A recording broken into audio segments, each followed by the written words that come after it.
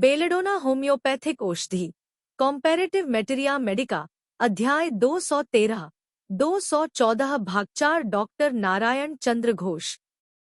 पियोरपेरल septicaemia होने पर प्रसव के दूसरे दिन से लेकर 4 दिन के भीतर किसी एक दिन खूब जाड़ा लगकर बुखार आता है। ज्वर 104 से 105 डिग्री तक चढ़ता है। प्रसव के बाद का लोकिया स्राव प्रसव के बाद प्रायः 1 महीने तक योनि से खून और पीप की तरह जो स्राव हुआ करता है उसको लोकिया स्राव कहते हैं, बंद हो जाता है। स्तन का दूध सूख जाता है, चेहरा बदरंग और धंस जाता है, आंखें बैठ जाती हैं। पियोरपेरल सेप्टिसिमिया इसका लक्षण है। प्रसव के बाद तीसरे दिन से लेकर 5वें दिन के भीतर कभी भी ज्वर आना। ज्वर 101 से 103 डिग्री तक चढ़ता है। इसमें प्रसवांतिक स्राव, लोकिया स्राव दूषित हो जाता है और स्राव में बदबू आने लगती है। लोकिया स्राव दूषित हुआ है या नहीं, यह जानने के लिए प्रसूता के काम में लाए हुए लत्ते या रुई के रक्त की परीक्षा करनी चाहिए।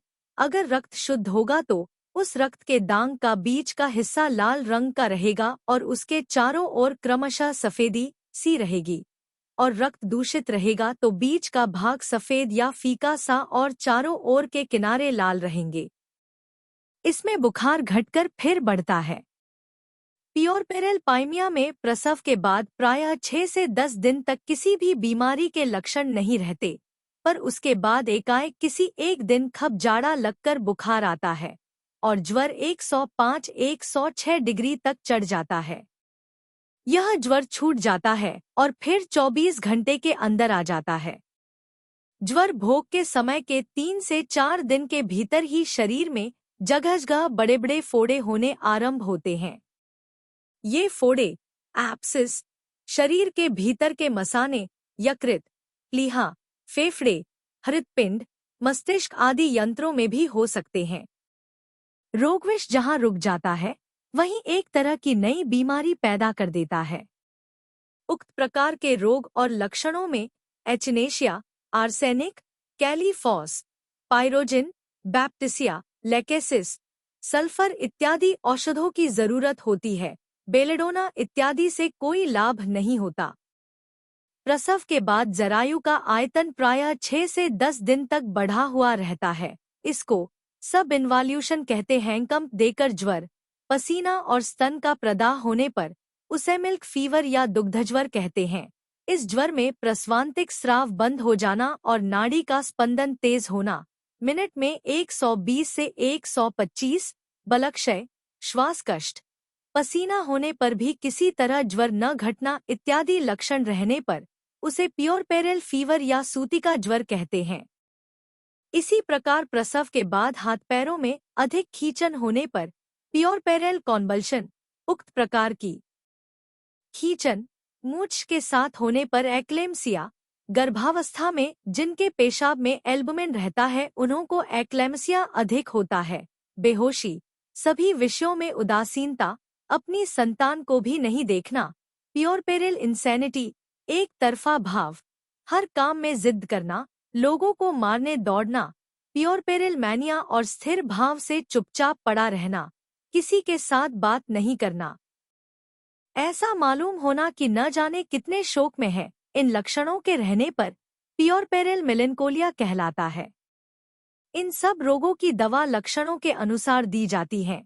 एक्लेसिया में इनैंथी, एट्रोपिया, संग्रहणी और बल क्षय करने वाले अतिसार में चैपारो, 3X और इनोथेरा, उदारमय के साथ ज्वर में एचिनेशिया, प्रसवांतिक स्राव में बदबू होने पर क्रियोजोट 30 की परीक्षा करनी चाहिए।